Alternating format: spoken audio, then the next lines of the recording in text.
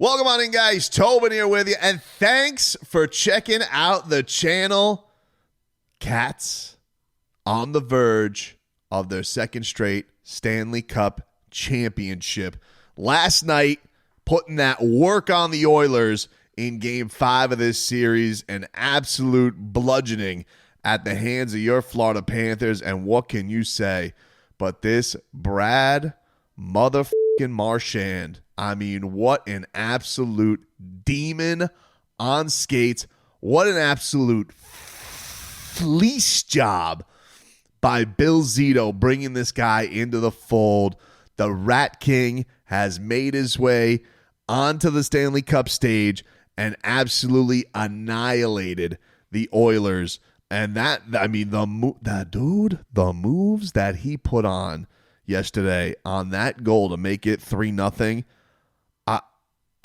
it made me feel feelings I didn't even realize. Now, to set the scene for everybody yesterday, I was ringside calling Dirty Boxing Championship, DBX2, at the Hangar in Miami. Star-studded event, you know, a who's who there of fighters. You had the greatest of all time in John Jones. You had the greatest of all time in Amanda Nunes. You had Jonnu Smith in the building. You had a bunch of celebrity socialites in the building. The Miami hobnobbers. It was a time, dude. And then also it was an incredible card. Now I've been knowing that I've had this game, and ever since the Stanley Cup final schedule came out, I'm like, all right, you know me, I'm a Cats in 5 guy, and I'm like, well, it looks like I may miss the Florida Panthers hoisting the Stanley Cup once again, because that was my prediction. And honestly, I should have been right. But we have the absolute disaster happen in Game 4, one of the worst losses of your life. And while I was ready to throw up and I didn't know how I was going to handle that, I was, in a little bit of a way, relieved that I wasn't going to miss the clincher. I was going to miss the swing game.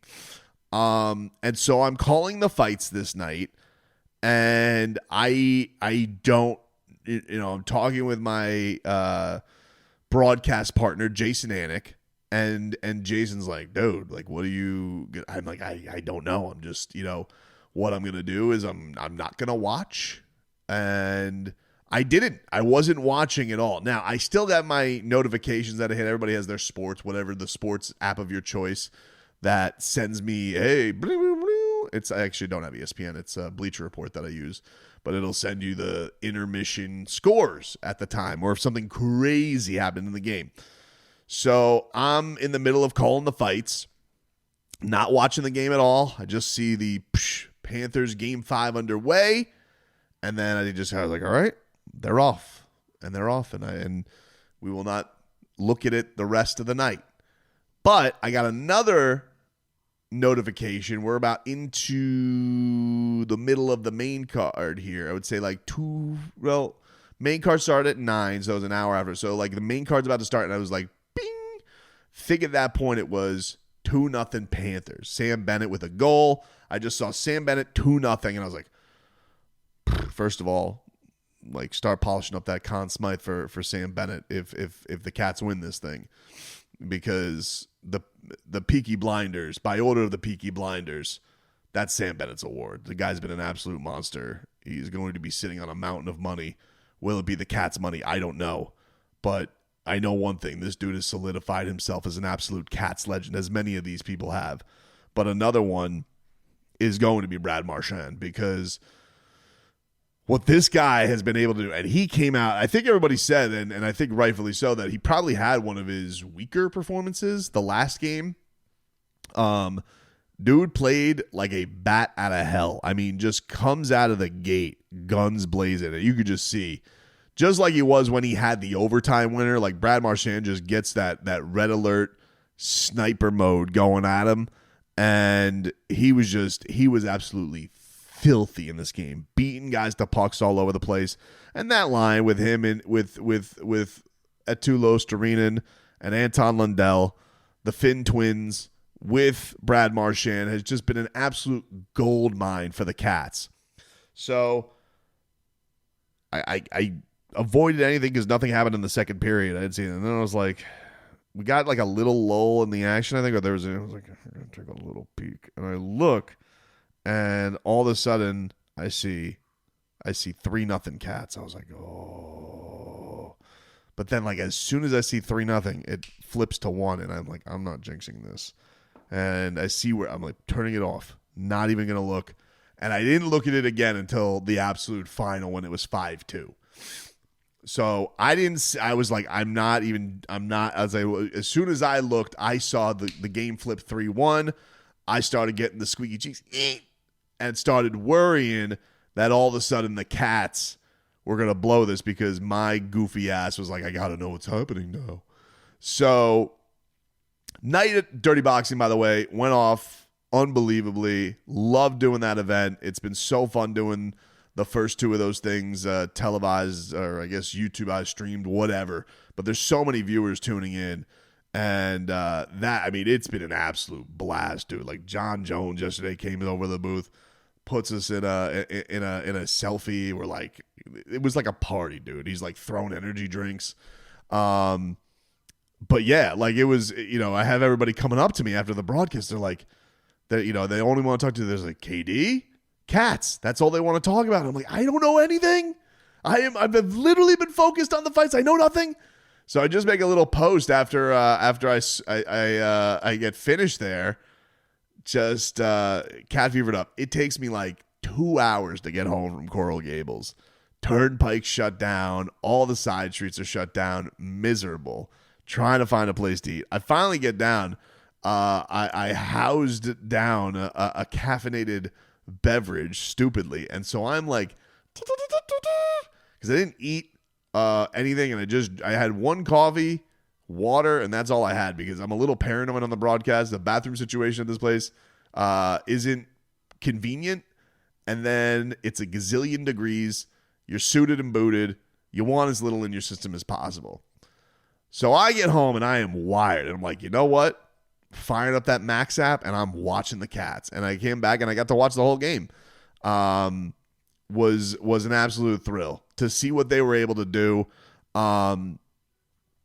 Bennett's absolutely on one. Marchand's been incredible. Barkov has been, I've definitely he's felt like he's been on the doorstep of scoring, but that setup that he had to Sam Bennett, absolutely beautiful. But to be fair, I don't know what the Oilers figure this team out, dude. Like, figure that team out with all the speed and talent that they had. They came out of this game, and maybe the Panthers did it to them, but this to me was like the most significant game of the series, bar none anyway, because it's the only one where there's 1 day off.